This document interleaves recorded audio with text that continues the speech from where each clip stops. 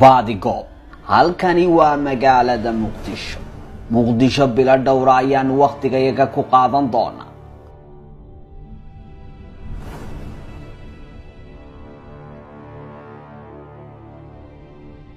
barnaamijka baadigoob oo ah barnaamij tabagal iyo baadhista wuxuu si gaar ah u khusay sababaha dowladda Soomaaliya ugu kaliyeysatay kaalinta koowaad ee dowladaha ugu musuqmaasuqa badan caalamkan aynu ku noolahay.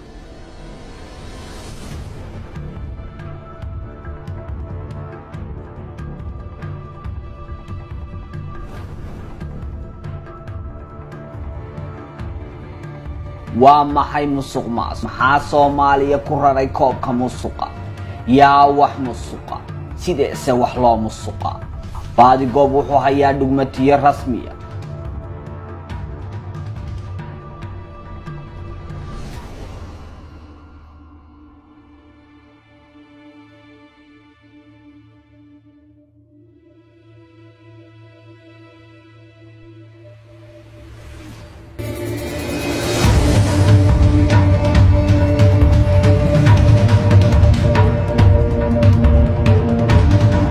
masalana Muqdisho in baadigoob gacanta geliyo hase ahaatee waxaanu culays ka saarnay sidii aan u heli lahayn cadaymo qayb ka ah qaababka wax loo musuqay oo iyagu maragu noqon kara wixii dhacay.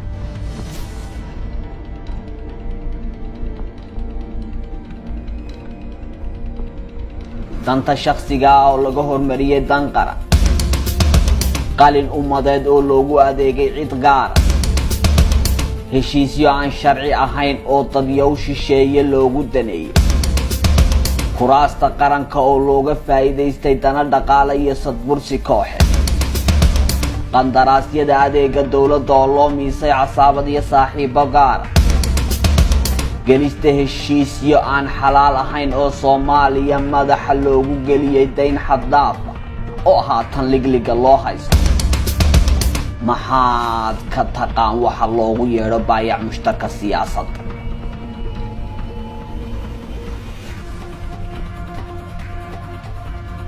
marka waxyaabaha Soomaaliya ka dhaca waxaa ka mid ah musuq kaliya lama sheegi karo, hanti la boobay, waxyaabo la dhacay iyo waxyaabo la xoogay lama sheegi karo. waxaa ka mid ah mid qalinka lagu dhaco. baadigoob waxaa qayb ka ah goobaha baadhistu khusayso bogcadda caalamku ka degan yahay magaalada Muqdisho waa xarunta xalane. hase ahaatee intaynaan gudagelin xogaha barnaamijku xambaarsan yahay aan dib ugu noqono taariikhda musuqmaasuqa dalka Soomaaliya iyo heerarkii kala dambeeyay ee uu soo maray. inkastoo bulshadu aanay ahayn kuwa rajadu ka luntay oo gacmaha qaanac laabtay, haddana waxaa hubaala in cid kastaaba wax iska weydiinayso hadmaa laga daba tegi wixii shalay dhacay.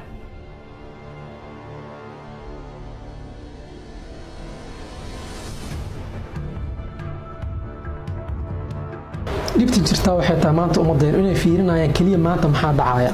aysan fiirinayn shalay maxaa dhacay, yaa wax sameeyey, see wax loo sameeyey, ee maxay tahay xalka aan rabno.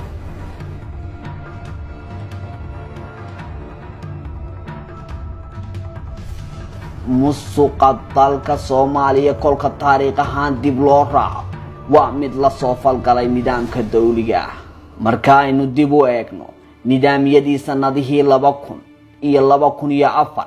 waxaa xusid mudan inaan heerka musuqu gaadhay iyo wixii dhacay aan wax raad ah laga tegin oo cid kastaaba ay raad tirteen.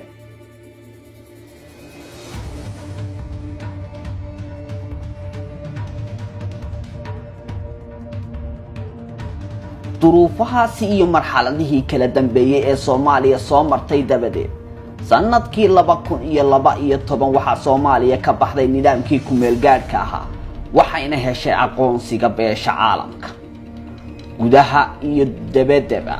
waxa la naawilayay ayaa ahayd inay isla kowsan doonaan ama isla jaan qaadi doonaan aqoonsiga dunida iyo dowladnimo gadhwadeenkeeda iyo adeegayaashiisuba ay u xusul duuban yihiin u adeegista dalka iyo bulshadii Soomaaliyeed ee la soo safartay waayihii culayskooda lahaa.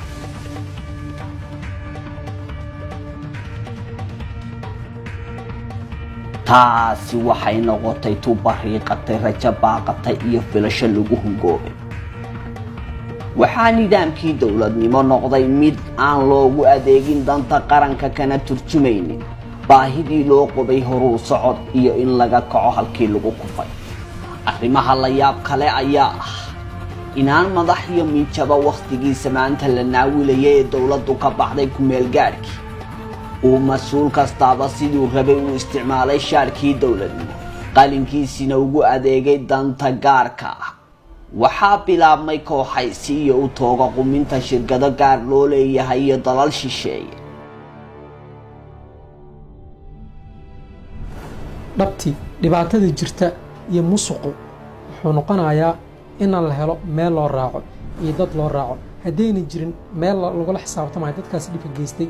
qor uma soconayno. waxaan rabnaa oo aan ognahay inay jiraan dadka wanaagsan aan naqaano ee ummaddan wax u galay, laakiin maxaa inoo diidayo inaan soo helno oo aan soo qabanno dadka dhibka u geysta ummaddan.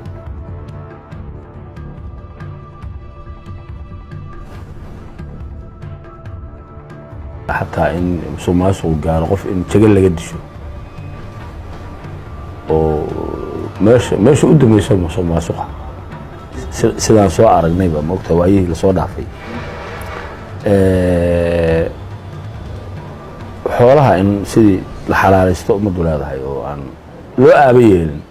baadhistayada ayaanu gudagalnay, waxaanu helnay caddaymo iyo xogo rasmiya kuwaasi oo ku wajahan heshiisyo ay madaxdii dowladda Soomaaliya gashay muddadii u dhaxaysay sanadihii 2013 ilaa 2016, kuwaasi oo ka maqraati kacaya qaab musuqmaasuq oo sababay danta qaran oo laga doorbiday tan shakhsiga.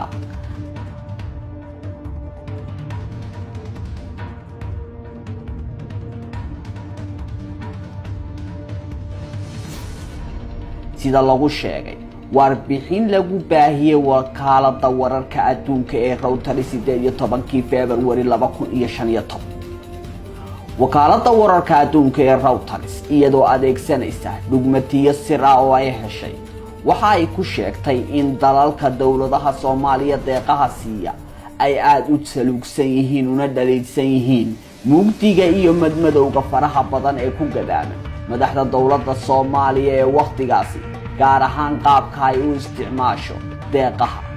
waxa kale oo warbixintaasi 2015 ay baahisay wakaaladda wararka adduunka Reuters ay sheegtay in guddida dhaqaalaha ee dowladda Soomaaliya oo ka kooban 6 xubnood isla markaasina 3 xubnood oo guddidaasi ka mid ah ay soo xushaan bangiga adduunka oo baadhis ku sameeyay 9 ka mid ah 11 heshiis ee dowladda Soomaaliya gashay. in 9 ka mid ah 11kaasi heshiis ay mudan yihiin in dowladda federaalka Soomaaliya gebi ahaanba ka noqoto ama dib u eegis rasmi ah lagu sameeyo. waxayna taasi ku sababayeen sida warbixinta lagu sheegay in heshiisyada markii madaxda dowladda federaalka Soomaaliya waa xilligii Xasan Sheekh Maxamuud ay galayeen ay dhaafsadeen danahooda gaarka ah halkii bay yiraahdeen ay ahayd in heshiisyadaasi budnaanta koowaad la siiyo qaranka Soomaaliyeed ay matalayeen. marka aynu ka nimaadno heshiisyadaasi tobaneeyada ah ee waqtigaasi beesha caalamku ka qaydistay, waxaanu haynaa caddaymo kuwaasi oo qaarkood muujinaya in madaxdii dowladdii madaxweyne Xasan Sheekh Maxamuud kula shuraakoobeen sharaa'ig dalal shisheeye laga leeyahay. heshiisyada ayaa muujinaya sida aan dowladdu haba yaraatee aanay ugu danaynin qaranka Soomaaliyeed. taasi ka sokow waxaa heshiisyada qaarkood qayb ka ah dhalle iyo dhallaanba xogtii muwaadiniinta Soomaaliyeed oo dadyo shisheeye gacanta loo geliyay. heshiisyada baadhista baadigoob gacanta u soo galay aan ku horeeye taariikhdu markii ay ahayd 1 December sanadkii 2013 oo ku beegnayd maalin Axada, waxaa dowladdii uu garwadeenka ka ahaa Xasan Sheekh Maxamuud oo uu matalayay wasiirkiisa arrimaha gudaha iyo ammaanka Cabdikariin Xuseen Guuleed ay qalinka ku duugeen heshiis ay la galeen shirkad lagu magacaabo Ibrican Smart System oo jaalla ah. sharaa'iga ay madaxda ka tahay haweeney dhalasho ahaan ka soo jeeda waddanka Cumaan oo lagu magacaabo Shiila Jamaal oo iyadu maamusha sharaa'iga Al-Madiina Group la isku yiraahdo. shirkadaasi oo fadhigeedu yahay waddanka Isutaga Imaaraadka Carabta ayaa dowladda federaalka Soomaaliya qandaraas ku siisay mashruuca e-passport. aad iyo aad ayuu mahadsan yahay wasiirka iyo wasaaradda arrimaha gudaha iyo amniga qaranka hawshaan aad iyo aad usoo qabanqaabisay muddo dheerna kasoo shaqaynaysay in mashruucan uu soo gaaro maanta meesha uu joogo waqti badan iyo doodo badan iyo maxaan ku raadaay wuxuu soo maray waddo dheer oo runtii aad looga soo wada shaqeeyey dhinac walba laga soo eegay e-passport waa lahayna maxaa soo kordha muxuu yahay e-passportkan hadda la keenay muxuu yahay waxaan isleeyahay waxaa isbedelay oo soo kordhay laba shay midka koobaad wuxuu yahay baasaboorkeennii hore wuxuu ahaa baasaboor immigrationka ka bilowda immigrationkana ku dhamaada oo aan lahayn dukumenti saacida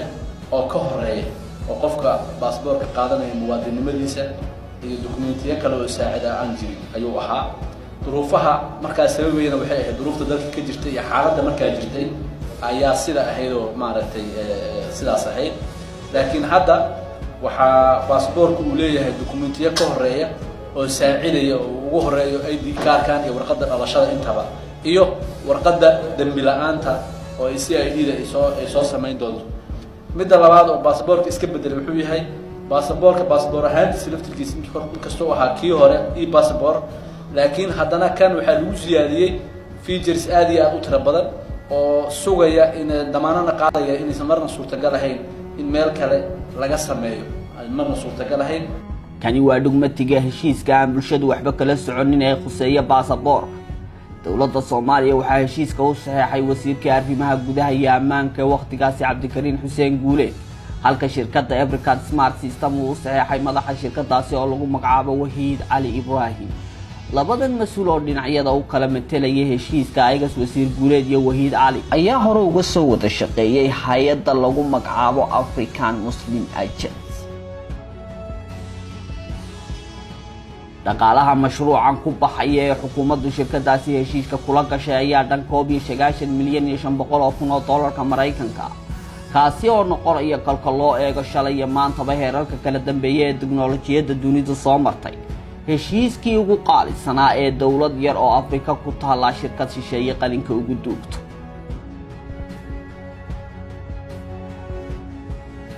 heshiiskan oo dhinacii laga eegaba muujinaya in hal dhinac loogu daneeyo sidoo kalena ay jirto shuraako madaxda dawladda iyo shirkadaasi ah ayaa waxa kale oo ku cad dawladda Soomaaliya waxay siinaysaa lacag dhan $9 milyan iyo $500,000 oo ay ugu sameynayso baasaboorada iyo kaararka aqoonsiga muddo 5 sano ah tiro gaadhaysa 2 milyan oo baasaboor iyo 3 milyan oo kaarar ah qiimaha lagu bixinayo baasaboorada ayaa dhan $7 milyan oo dollarka Mareykanka halka kaararkuna yihiin $19 milyan iyo $500,000 haddii muddada 5 sano ah lagu sameyn waayo tiradaas baasaboorada iyo kaararka heshiisku uu sii soconaya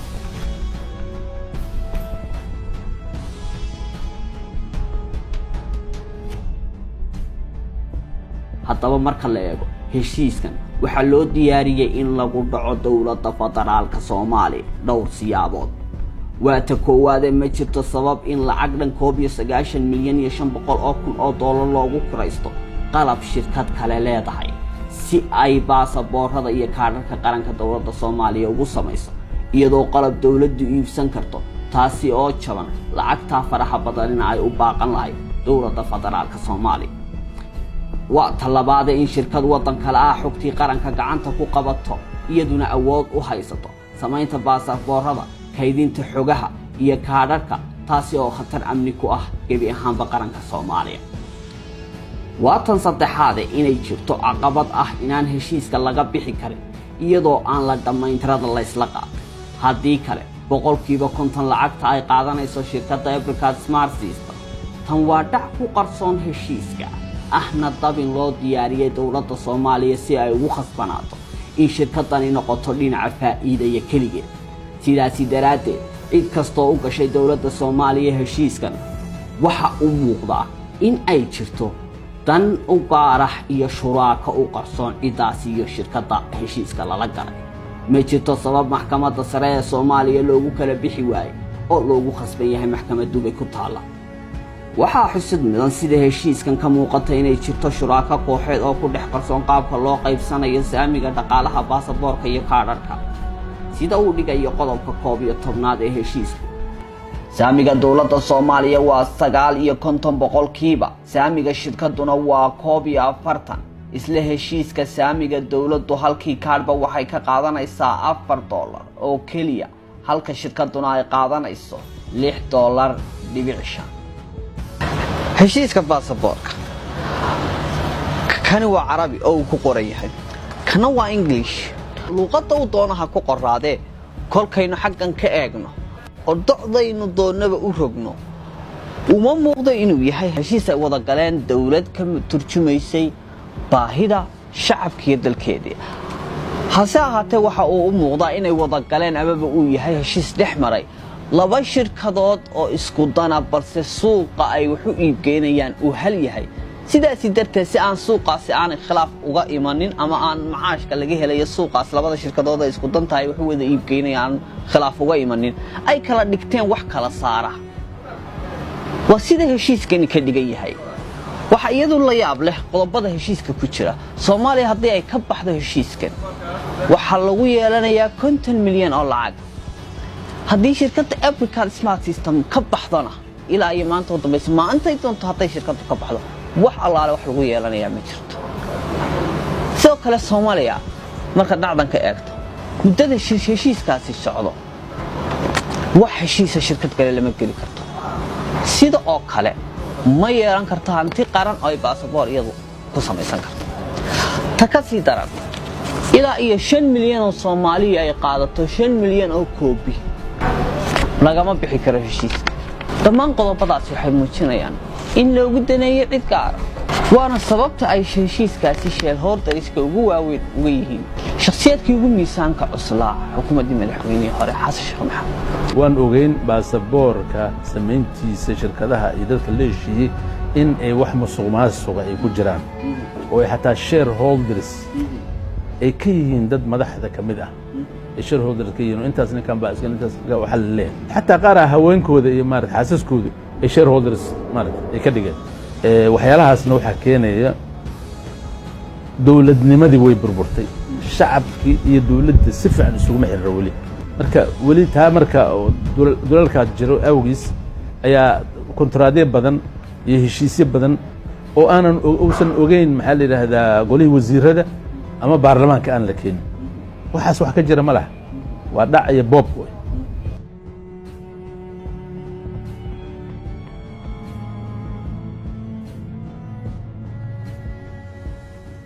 siyaasadda Soomaaliya waxa qayb ka ah waxa loogu yeero baayac mushtarka siyaasadda oo lagu tiriyo tijaarta wadanka ee maanta. xogaha musuqmaasuq ee heshiiska baasaboorada la xiriira ayaa waxa qayb ka ah inay mashruuca baasaboorka shareholderiska yihiin siyaasiyiinta kala ah Faarax Cabdiqaadir iyo Cabdikariin Xuseen Guuleed. Faarax Cabdiqaadir iyo Cabdikariin iyagu Muqdisho haatan way ka maqan yihiin ima ay suurtagelin inaan helo.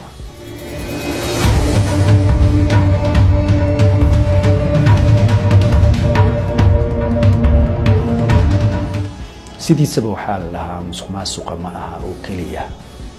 wax dhinac uu samaynayo laba dhinac waxay ka imaanayaan waaye.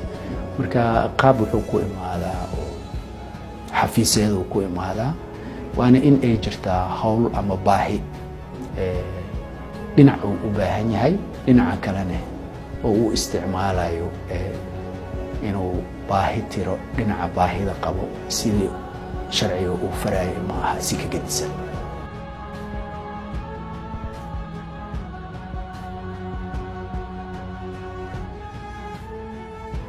xarunta xalane waa bowcadda dunidu ka degan tahay caasimadda dalka Soomaaliya Muqdisho. bulshada Soomaaliyeed ayaa meelay joogaan basi isku mid ah u danaynaya bal inay wax xoga ka ogaadaan yaa xalane degan, sharci noocma ayay ku degan yihiin, maxaa dalka Soomaaliya ka dheefaa boqolaalka quruumood ee ku dhex nool xalane, iyo weydiimo kale oo tiro badan. baadi goob xalane ayuu xog idinka hayaa, waxaa noo suurta gashay inaan gudaha u galno. hase ahaatee aan heshiiskaasi hore ku xijiyo heshiiska halista xoogani ku gadaaman tahay oo haatan dalweynaha Soomaaliya shirkad shisheeye ligliga uga laadlaado dayn ka dhalatay. dhibaatooyinka musuqa qalinka Soomaaliya oo baday waxa kamid ah sanadkii 2013 Soomaaliya waxa xilliga qasnadeeda ku jiray 1 milyan danka kale markaad eegto ciidamada dawladda mushaharka iyo mushaharadka shaqaaluhu waxay ahaayeen mid aad u adag hase ahaatee waxa Soomaaliya waqtigaasi saxday heshiis 102 milyan oo euro ah taasoo la siiyay shirkad shisheeye laguna siiyay inay la wareegto ciidamada badda Soomaaliya heshiiska waxa la yaab leh inuu dhigayay wejiga koowaad ee marka heshiisku dhaxo in Soomaaliya bixiso 25 milyan oo euro xilli qasnadeeda ay ku jirto 1 milyan oo dollar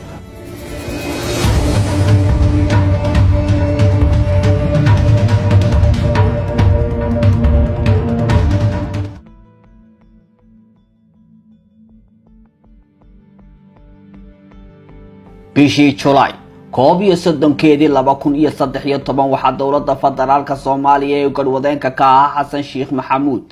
heshiis aan xalaal ahayn oo ka dhana shuruucda dalka Soomaaliya qalinka ugu duugtay shirkad fadhigeedu yahay Rotterdam oo magaceeda la yiraahdo Atlantic Marine waxaa lagu la heshiiyay inay la wareegto ciidamada badda ee Soomaaliya oo loo xirsaaray dhisidooda sida heshiiskaasi dhigayo Maritime shaqada ay Soomaaliya u qaban doonto ayaa ah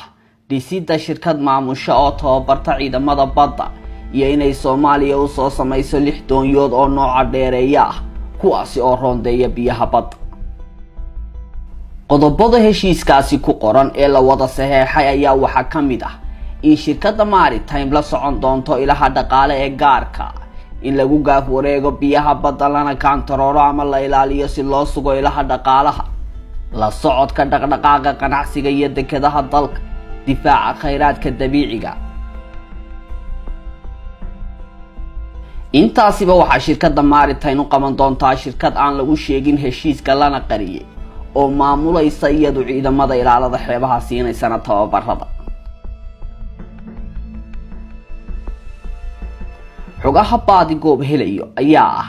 inay jirto lacag dilaalista mashruucaasi lagaga qaatay shirkadda Maritime taas oo cadadkeedu cadayn balse madaxa shirkadaasi ay ka qaadeen wasiirka difaaca ee heshiiska saxeexay Mr. Fiqi iyo wasiir dawlihii wasaaradda maaliyadda ee xukuumadda Xasan Sheekh Maxamuud Cabdilaahi Maxamed Nuur oo isagu kamid ah dadka ugu badan ee heshiisyadaasi qaybta ka ah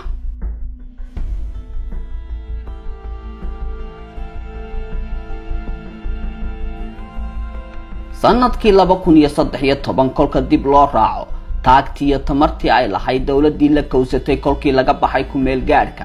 waxay tahli kari la'ayd bixinta mushaharaadka ciidamadeedii ilaalinaya ammaanka caasimadda iyo xukuumadda lafteeda oo ay qayb ka yihiin ciidankii ilaalinaya mas'uuliyiinta $100 milyan ee dollar shirkaddan qalinka ugu duugay tan labaad budgetka dawladda oo idil oo xilligaasi aanay jirin dakhli la tilmaami karo oo dawladda u soo xeroota balse ka iimaanayay gacanta beesha caalamka ayaa isna ahaa waxaan ka badnay 200 milyan oo markaasi u dhigmaysay dhaqaalaha shirkadaasi loo saxeexay wala hadda wax sheeganaysaan maqlay dhayso Soomaaliya maartay heshiis la galnay lacag muxuu ahaayeeto waxaas marka hadii hadda la baaro waxaan u maleynaa golo wasiir in wax la geeyay aysan ahayn baarlamaan aan la geeynin marka shirkadaha qaarkood nin iska socda wax la saxiixdaan ya halkan waxa joogi jirnay madaxweyne sheegay jiray dad maqasheen magaciisa ma garanayo ya waan madaxweynahayn oo intuu bax wadamo la soo heshiin jiray marka fawdada haday dhacdo wax kasta filo baarista waxaanu raadinay bal inaanu xog ka helo madaxa shirkadda Maritime vindt daar plaats, maar met het inrichten van de kustwacht. Bertam ayaa tilmaamay in shirkadiisu aqoon iyo waayo aragnimo buuxda u leedahay dhismaha ciidamada ilaalada xeebaha horena ay u soo dhistay Mr. Bertam waxa uu diiday ama ka gaabsaday bal inuu sheego dalal ka horeeyay Soomaaliya ee shirkad ahaan ay heshiisyo noocan oo kala ah la gashay Mr. BBG waxa la weydiiyay shirkad kale oo shirkadiisu heshiiska ka siisay subcontract Bertam waxa uu diiday inuu sheego shirkadaasi kale iyo dalka laga leeyahay madaxa shirkadda Maritime waqtiga heshiiska ayuu ku sheegay in wejigiisa koowaad yahay muddo ka badan 7 sanadood iyo inay gacanta ku hayaan 6 doonyood ee heshiiskaasi qaybta ka ah.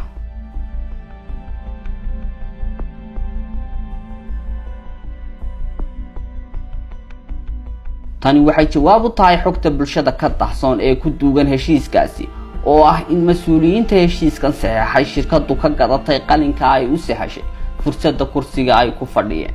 wasiirka difaaca ee waqtigaasi Cabdixakiin Xaaji Maxamuud Fiqi oo wax laga weydiiyay sababta Soomaaliya u gashay heshiiskan iyo halka lacagta laga keenayo maadaama Soomaaliya wax dayn ah dunida ka qaadan karin iyo qodobka halistiisa isna leh ee heshiiska kamid ah oo ah la socodka ilaha dhaqaalaha ee gaarka waxa uu sheegay inay ka bixin doonaan deeqaha dunidu siisa Soomaaliya. wuxuu sharaxaad u waayay waxa heshiiska looga jeedo qodobka ee la socodka ilaha dhaqaalaha gaarka.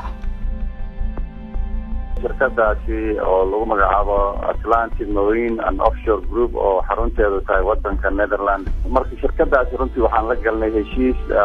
oo ay nagu gacan siinayaan inay noo dhisaan system dhab ah oo ka kooban ilaalinta xeebaha dalka oo dhan. heshiiskaas la galay dhaqaale ayaa ku bixi doona oo runtii aad u badan. dhaqaalahaasina dawladda Soomaaliyeed waxay la kaashanaysaa international partners ama international community inay gacan ka siiso. mudan wasiir waxaa jirta in qodobada lagu heshiiyay ay kamid tahay in la socdo ilaha dhaqaalaha ee gaarka ah. taa macnaheedu muxuu yahay? runtii anaga waxaa muhiim noo ah in ay maaragtay shirkadaasi ay gacan nagu siiso sidii aanu xeebaheena dhaqaalaha iyo maaragtay waxyaabaha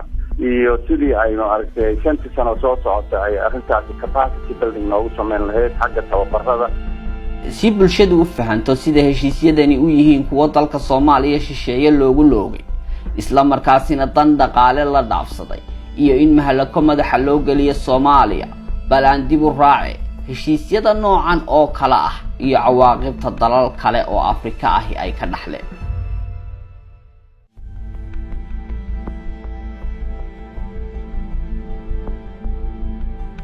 dalku waa Mozambique. Mozambique waxaa madaxdoodu saxeexeen inay u soo iibiyaan shirkad shisheeye 24 markab oo ka shaqeeya kalluunka tuunaha. waxaa heshiiskaasi ku hoos qarsoonaa heshiis kale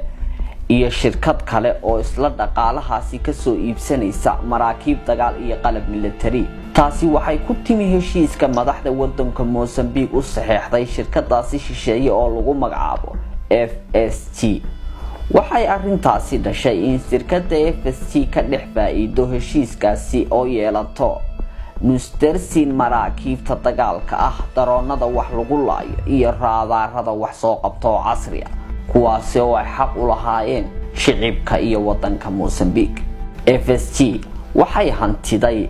awood military oo isu dhammaystiran kadib kolkii deyn aanay iska bixin karaynin qalinka siyaasiyiinta reer Mozambique bilaayin dollar madaxa loogu geliyay iyada oo lagu siray heshiisyadaasi isku dhex qarsoon.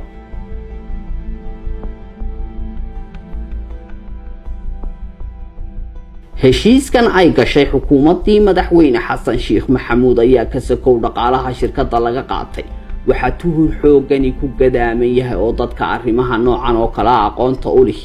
ay walaac ka muujinayaan in heshiiskani la jaal yahay shirqoolkii madaxda xukumaysay Mozambique madaxa u galiyeen dalkooda.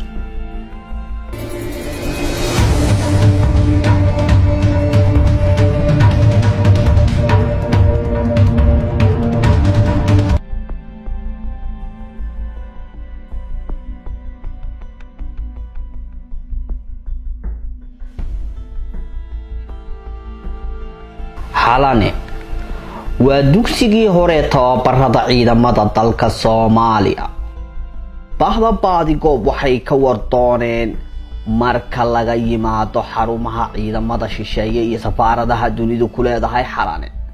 sababta keentay inay shirkadaha shisheeye xalane u noqoto gabaad ganacsi oo ay maalintii ka sameeyaan malaayiin dollarka Mareykanka.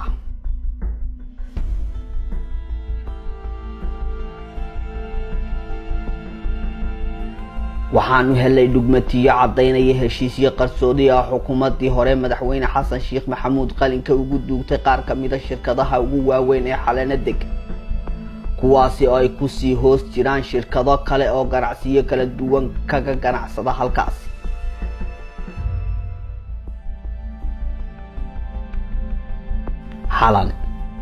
xalane waa ay adag tahay in warbaahinta iyo qalabka warbaahinta ay gudaha u galaan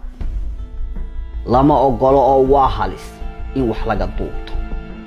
sidoo kale xarumaha shirkadaha waaweyn ee halkan degani waa xalane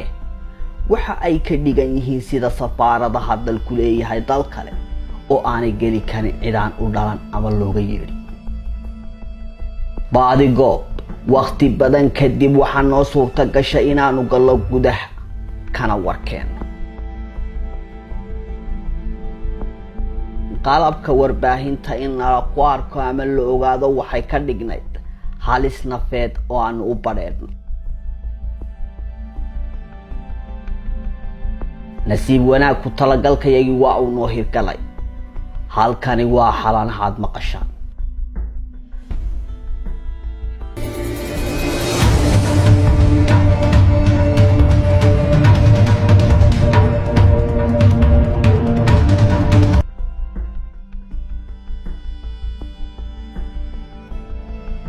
Are International waa shirkadda ugu weyn shirkadaha gaarka loo leeyahay ee halkan degan. Are waxa uu shaqeeyaa 500 oo ajaaniba. Shirkadda Are waa shirkad mashaariicaysata waxaana ku hoos jira shirkado tiro badan oo halkan xalana ku degan fadligeeda.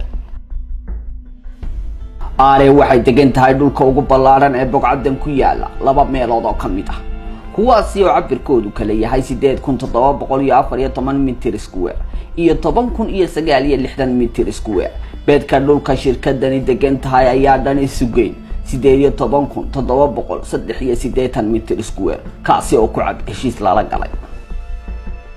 shirkadda Are International waxa iska leh haweeney carbeed oo u dhalatay dalka Cumaan fadhigeedu waa magaalada Dubai magaca haweeneedu waa Soraya Nerfat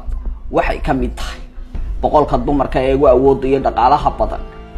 haweenka dunida carabta shirkadda Are International waa company ganacsi waxay gaar uga ganacsataa mashaariicda ku baxa goobaha colaaduhu ka socdaan waxaanay gaarsiisaa adeegyada nolosha hay'adaha qaramada midoobay iyo ciidamada nabad ilaalinta u jooga wadamada colaaduhu ka socdaan bartamihii sanadkii 2014 ayay toos soo degtay ugana hawlgashay magaalada madaxda dalka Soomaaliya Muqdisho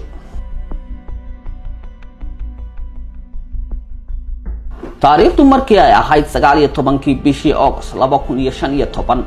ayaa waxa shirkadda Are International heshiis muddo 15 sanadood ah qalinka ugu duugay sida aad heshiiskan ku aragtaan Ali Ahmed Jaamac Jangeli iyo wasiiru dawlihii wasaaradda maaliyadda ee waqtigaasi Cabdilaahi Maxamed Nuur dhinaca shirkadda Are waxa heshiiskaasi ku metelay haweeneyda maalqabeenka Soraya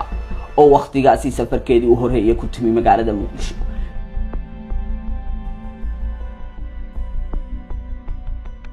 heshiiskan oo gabi ahaan baa mid u muuqda in shirkadda lafteedu isla gashay kolkaad eegto qodobada lagu heshiiyay ayaa waxa uu dhigayaa qodobka labaad in dawladdu u ogolaatay kiraystaha oo ah Are inuu isticmaalo wax kasta oo ay doonaan iyo adeegsiga sifa kasta oo ganacsi isla heshiiskani waxa uu dhigayaa in shirkadda Are loo ogolaaday cashuuraha iibka xaddi cayiman oo aan waxba laga bedeli karin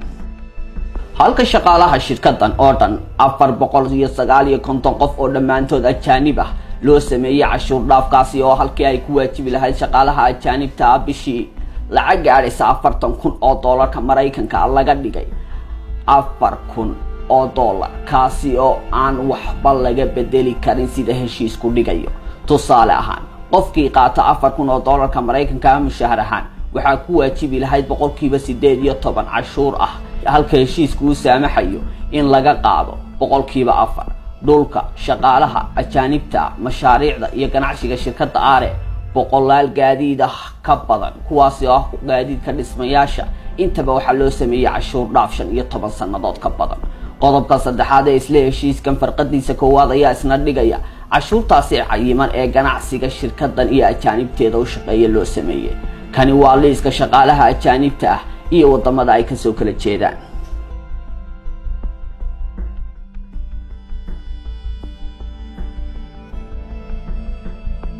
halkan u fiirso qodobada kale ee aan la garanayn waxa looga jeedo iyo sababta loo ogolaaday ayaa waxaa ka mid ah qodobka afraad ee heshiiskan oo dhigaya in kolka muddada heshiisku dhammaato shirkadda RA ay xaq u leedahay inay ku wareejin karto dhulka ciddii kale ay doonto iyadoo aan waxba shuruudihii heshiiska laga bedeli doonin.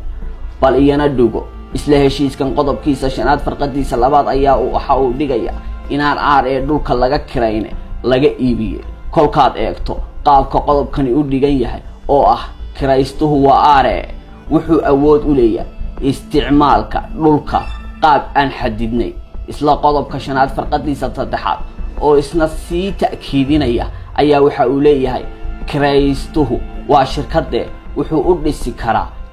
karaa siduu doono iyo waxa uu rabo. taasi oo muujinaysa amaba u muuqata in laga iibiyo dhulka xadigaasi leeg.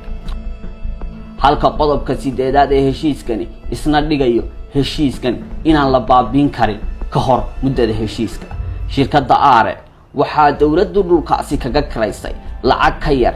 sanadkii $10,000 taasoo bishii ku waajibinaysa bixinta lacag dhowr boqol oo dollar. dhulkuna sidaad heshiiska ku arkaysaan waa cabirkiisu dhul u dhan yahay 18,783 mitir square. markana si bulshadu u fahanto sababta sidan oo dhan shirkadan loogu daneeyay ee mas'uuliyiinta masiirka ummadda lagu aaminay sidan u yeeleen iyo in RA uu isticmaashay dhaqaale xad dhaaf ah helitaanka saxiixa mas'uuliyiintaasi aan barane waa tuma RA International maxay qabataa quruumaha caalamka ka kala yimi ee Muqdisho degan maxay u samaysaa imisa boqol oo milyan ayay ku macaashtay dhulkan ay sidaasi ku heshay maxaad ka og tahay tirada mashaariicda ay qaadatay iyo meelaha ay ka kala heshay imisa dakhli kaga baaqsaday dawladda federaalka Soomaaliya. mashaariicda muddada shirkadan dhulka laga iibiyay ay degan tahay haddii aan qaarkood ka xusno RA waxay lacag $4.5 milyan ka qaadatay hay'adda loo yaqaano Adam Smith International ee ku magacaaban maamulista dhaqaalaha nabadaynta Soomaaliya. RA waxay lacagtaasi ku qaadatay sida halkan idinka muuqata kirada xafiisyo iyo hoyga shaqaalaha hay'adahaasi oo ka kooban 14 ilaa 18 qof.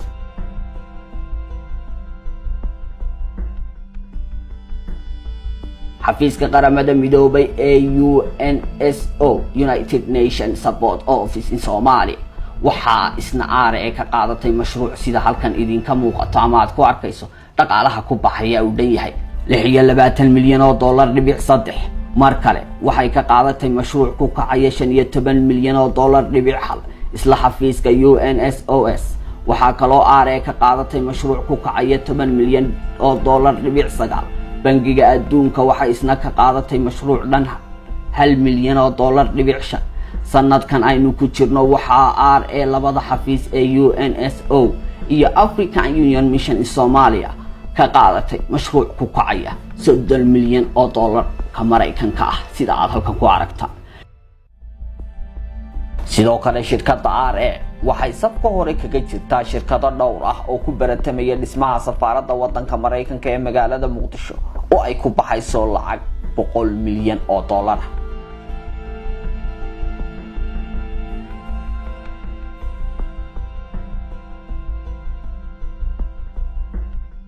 intaasoo mashaariic ah waxaa ka badan intaan baadigoob helin. ma ogtahay in RA kirada ay ka hesho hal kontiinar oo cabirkiisu dhan yahay 40 feet loona diyaariyay qol la jiifsado inay bishii ka qaadato $7,500 halka dhulka 19,000 ee mitir square ku dhow Soomaaliya ay ka soo gasho bishii lacag dhan $800. Soomaaliya muddada 5 sano ku dhow ee RA ka hawlgalaysay ma dhaqaalaha dawladdu ka heshay $100,000 oo kaliya. halkaasi waxaa Soomaaliya dhigay sida ay ka yeeleen dalkoodii madaxdii xukuumadii madaxweyne Xasan Sheikh ee shacabku aamin.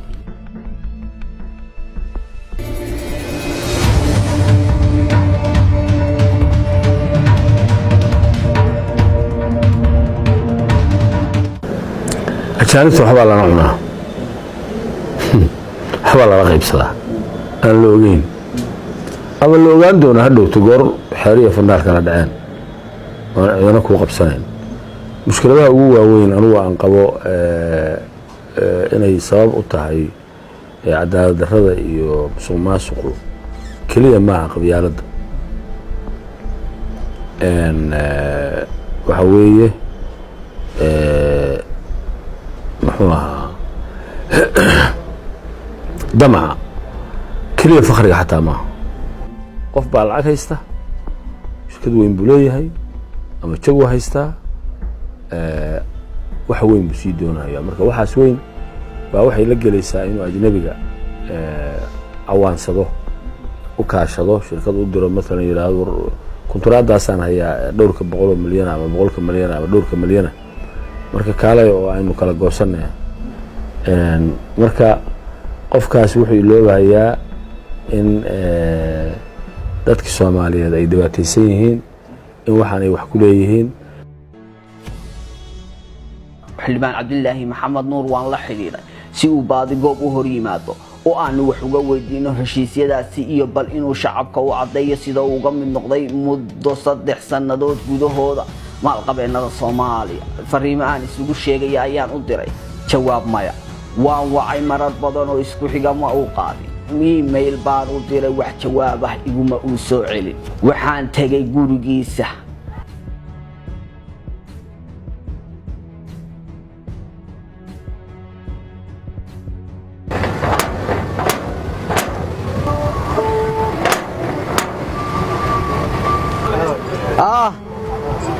تعالي waxaan u baahnaa maxay Cabdilaahi ma joogo xilligan talmaad waxay ii sheegeen inuu fasax ku jiro muqdisho qofka aan waxba isku ogeyn ayay dirqi ku tahay inuu kamarada hor yimaado waaba siyaasiyiinta waxaa dhacda xataa siyaasiyiintu jirarka jaraa'id haddii ay qabanayaan waa inay su'aalaha sii ogyihiin amaba qaar haystaan tan ayaa sababta aanay u doonayn inay baadigoob hor yimaadaan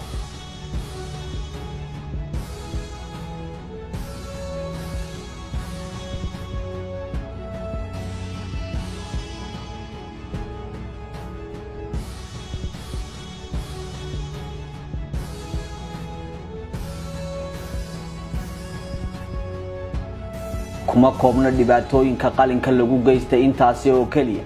waxaa musuq maasuqi nidaamkii la kowsaday ku meel gaar ka bixi uu sababay in bulshada Soomaaliyeed kooxo gaar ah tanaadaan waana sababta ay u tahay halbeegyada lagu cabiro heerarka ugu sareeya ee musuqu uu gaaro musuq maasuq waa midka kaliya ee aafeynayo mujtamac meel wada degan sababta qofna wuxuu u qaadaa kor u qaadaa oo wuxuu sameeynaa tanaadid sharci la'aan ayuu sameeynaya oo qof wuxuu ku tanaadaa sifo sharci darro ah ayuu ku tanaadaya qofka kalena waxay u keenaysaa in noloshiisa iyo hamigii uu lahaay ay hoos u dhigto taasi marka waa mid baabi'inaysa dalka dadka aynan ku fiicneen jiilka cusub in ay u helaan dhaxal sababtu ummadba ummadda kale waxbay ka dhaxashaa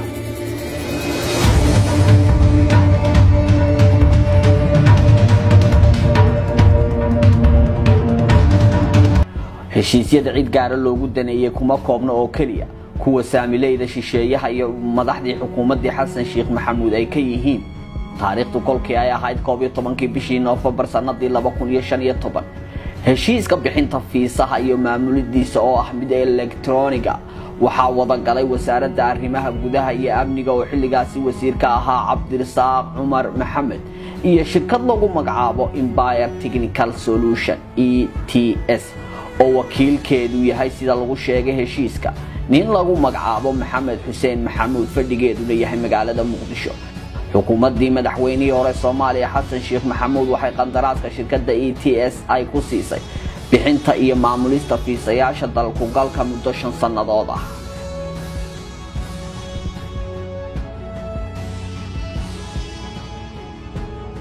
heshiiskan shirkadda lala galay shaqooyinka ay qaban doonto ayaa waxaa ka mid ah sida heshiisku dhigayo safaaradaha dalka Soomaaliya dunida ku leeyahay inay u sameeyaan nidaam qofku ku dalbanayo fiisaha iskuna diiwaan gelinayo keenista kaydiyaha xogtu waxay ku dhacaysaa xarunta shirkaddu ku leedahay laanta socdaalka bixinta istiikarada fiisaha samaynta 2 goobood oo madaarka ah oo lagu hubinayo fiisayaasha iyo 2 goobood oo kale oo isla madaarka ah kuwaas oo fiisaha dalku galka lagu bixinayo 2 printer oo daabacaya istiikarada fiisaha gabi ahaanba qalabka shirkaddani uu isticmaalayso samaynta iyo maamulista fiisayaasha ee kala ah 2 makiimadood ee hubinaya inuu sax yahay iyo in kale printerada daabacaya istiikarada software-ka la adeegsanayo scanner-iska oo 2 ah iyo samaynta istiikarada idilkood isu geynta qiimaha ay ku kacayaan ma gaarayso $20,000 oo kaliya sidaasi oo ay tahay waxa xukuumadda Xasan Sheekh Maxamuud shirkadaasi heshiiska sida halkan kaaga muuqata qandaraaska ku siisay qaadashada dakhliga ka soo xiroonaya fiisayaasha saamidan 30% muddo 5 sanadood ah waxa kale oo heshiisku dhigaya ama ku cad inaan dawladdu haba yaraatee wax cashuur ka qaadi karin shirkadda oo gabi ahaanba laga dhaafay cashuurihii ku waajibay isweydiintu waxay tahay maxaa sababay in shirkaddani qaadato qandaraaska aan loo tartamin lana xayeysin waa maxay danta dawladda ugu jirta inaan shirkaddan wax cashuur laga qaadin maxay shirkaddani ku mutaysatay in la siiyo dakhliga dawladda ka soo galaya fiisayaasha dalku galka 30% yaa iskale shirkaddan ma tahay shirkad jirta mise qandaraaska mashruucaasi dartiis ayaaba loo sameeyay baadhis ayaanu gelinay shirkadda waxa la aasaasay isla waqtiga qandaraaska la siiyay 1 bil ka hor waxaana magaceeda laga soo dheegay oo iska leh shirkad caan ah oo laga leeyahay dalweynaha Mareykanka shirkaddan waxa iska leh qoyska madaxweynihii hore ee Soomaaliya Xasan Sheekh Maxamuud waxaana gaar ahaan u siilay gabadh uu adeer u yahay Xasan Sheekh iyo saygeeda oo xildhibaan ah haatan horena uu ahaa agaasime ku xigeenkii madaxtooyada xilliga Xasan Sheekh kaas oo lagu magacaabo xildhibaan Saadiq Macallin Cabdikariim waxaan kaloo tagay xarunta shirkadda Sahal ee madaxweynihii hore walaalkii qandaraaska rakaabka madaarka Muqdisho ka dhoofa kana soo dega ku siiyay dhulkani aad arkayseen dhex lugaynaya shirkadda Sahal danguud buu shalay ahaa haatanse waxa mulkiila ka ah qoyska madaxweynihii hore ee reer Sheekh Maxamed waxaa kaloo shirkaddan shareholder saamiley iyaguna ka ah 7 xildhibaan oo uu ka mid yahay agaasime ku xigeenkii madaxtooyada waqtigii Xasan Sheekh Saadiq Macallin shirkadda Sahal ka soo ka qayb noqoshada mashaariicda qoyska madaxweynihii hore waxay qandaraasyada kale ee naas nuujinta dheer tahay bixinta adeegyadeeda oo gabi ahaanba kalifaad ku ah shacabka shirkadda Sahal waxa ay leedahay tiro 10 bas ah kuwaasi oo dadka ka dhoofaya iyo kuwa ka soo degaya madaarka Aadan Cadde International Airport ee magaalada Muqdisho iyadu kooto ku haysata inay kuwa dhoofayana qaado kuwa soo degayana soo qaado dadka rayidka ah xarumo ah inay si iskood ah garoonka uga dhoofaan Sahal la'aanteed shirkadda Sahal rab ama harabi doon ama diid yeel ama ha yeelin qarash hayso ama ha haysan waad ku khasban tahay inaad raacdo basaskeeda sida heshiisku dhigayo shirkaddu waxay rakaabka ka qaadaysaa lacago ka baxsan tigirka diyaaradaha lagu raaco qofkii dalka ka dhoofaya waxa heshiisku ku waajibinayaa bixinta $6 oo shirkaddu leedahay qofka sita tigir dibadda ah oo dalka ka soo degana waxa shirkaddu ka qaadaysaa $12 sida kaaga muuqata cadaynta tigirkan halka dalka dhexdiisa dadka u kala gooshayana shirkaddu ka qaadayso $3 celcelis ahaan madaarka Aadan Cadde International Airport ee magaalada Muqdisho waxa maalintii isku weydaarta 100 ilaa 120 dayuuradood kolka laga reebo duulimaadyada khuseeya hay'adaha gargaarka iyo arrimaha samafalka iyo kuwa kale ee u socda dawaalka Soomaaliya kala shaqeeya dhinacyada kala duwan ugu yaraan rakaabka 80 diyaaradood soo degis iyo dhoofis ayaa maalin kasta shirkadda Sahal lacagahaasi kala duwan ka macaashta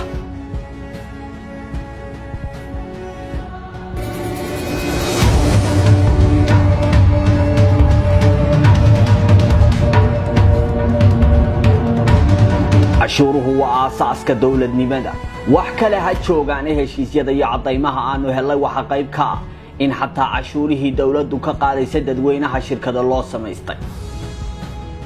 taariikhdu markii ay ahayd 20kii bishii Sebtembar 2015 waxaa xukuumaddii madaxweyne xasan sheekh maxamuud heshiiska cashuuraha gaadiidka dadweynaha la gashay shirkad gaar loo leeyahay oo lagu magacaabo Smart. waxaa shirkadan qandaraaska la siiyay loo ogolaaday qaadista cashuuraha wadamarista iyo gaadiidka dhammaan dalka oo idin. waxaa heshiiskaasi kala saxeexday wasaaradda maaliyadda ee xilligaasi oo wasiir ka ahaa Maxamed Aadan Ibrahim Fargeyti iyo nin ku magacaaban gudoomiyaha shirkadaasi oo magaciisa la yiraahdo Maxamuud Cali Cabdulle. sida heshiiskani dhigayo shirkadu waxay qaadanaysaa saami dhan 40% cashuuraha gaadiidka dalka halka dawladuna qaadanayso 60%. guud ahaan ka sarreynta sharciga ayaa noqotay wax caadi ah. sanadkii 2016 ayaa ahaa sanadkii ugu xumaa ee isla xisaabtan la idayo xawaareynta musuqmaasuqa ee Soomaaliya. ku dhawaad 30 warbixinood oo caalami ah ayaa laga qoray sidii xawliga ahayd ee musuqmaasuqu irid kastaba daah ugu ahaa, iyadoo jilayaasha siyaasaddu ay doonayeen inay isticmaalaan hab walba oo ay ku guuleysan lahaayeen doorashadii dadbanay. shaqaalaha rayidka, booliska iyo NISA mushahar lama siinin 7 bilood. sidoo kale ciidamada xoogga dalka waxaa mushaharka laga joojiyay dhamaadkii sanadkii 2015 kolka laga reebo $100 ay gun ahaan u sii jireen ciidamada dawladaha Soomaaliya taageera, kaasi oo isna ugu dambeysay bilowgii sanadkii 2016. mushaharka oo aan la bixin waxaa ka daraa qaababka ciidamada ammaanka khaasatan kuwa wardoonka waa NISA loogu lunsaday lacago $10 milyan oo dollar ka badan, taasoo lagu leexsaday shuraakada heshiisyada shirkado madaxda dawladdu la samaysteen shakhsiyaad xidid ama xigaal ay la ahaayeen.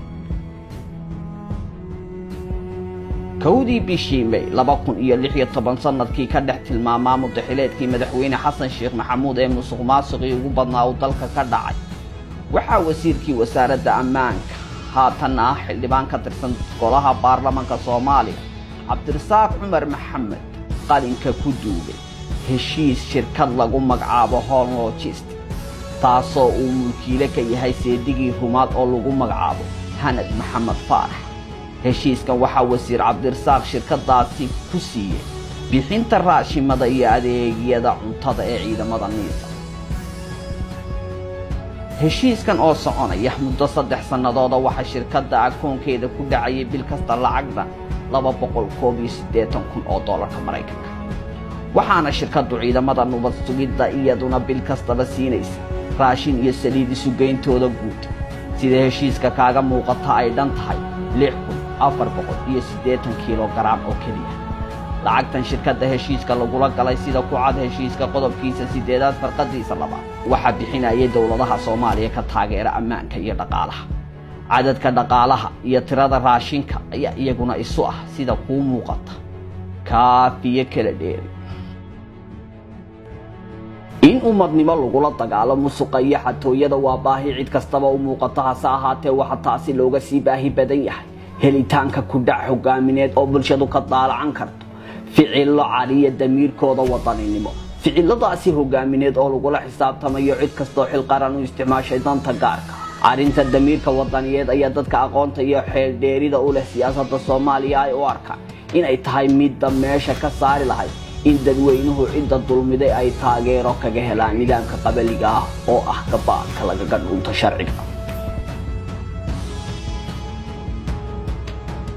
arrimaha kale ee baadigoob muddada aanu baadhida ku jirnay aan ogaanay ayaa waxa qayb ka ah in dadka nidaamka dawladda wax ku musuqmaasuqa wax kasta u sameeyaan sidii aanay uga dhex bixi lahayn giraanta dawladnimo. xasaanadu waxay uga dhigan tahay qolofta diinka oo kale, waana midda sababta u ah in mas'uuliyiintaasi faraha badan ee baadigoob adin soo bandhigay ay dhammaantood yihiin mudanayaal xasaanad leh kana tirsan baarlamaanka dawladda federaalka Soomaaliya. eegas wasiir Cabdirasaaq Cumar Maxamed oo adeegyadii dawladda halkuu mariyay lagu xasuusto waa xildhibaan maanta. eegas wasiiru dawla Cabdilaahi Maxamed Nuur oo inta badan aad moodo heshiisyada inuu si khaas ah ugu matalayo madaxweynihii hore waqtigaasi waa xildhibaan xasaanad leh iyo ganacsade weyn oo ka mid ah ganacsatada haatan la wada yaqaan. eegas wasiir Cali Jangel oo dhulka xalanaya iibkiisa wax laga weydiiyay isna waa xildhibaan. agaasime ku-xigeenkii hore madaxtooyada ee madaxweynihii hore sodonka uu ahaa laguna xasuusto mashaariicdii shirkadaha fiisaha iyo basaska ee sahal isna waa xildhibaan oo xasaanad buu hulaaban yahay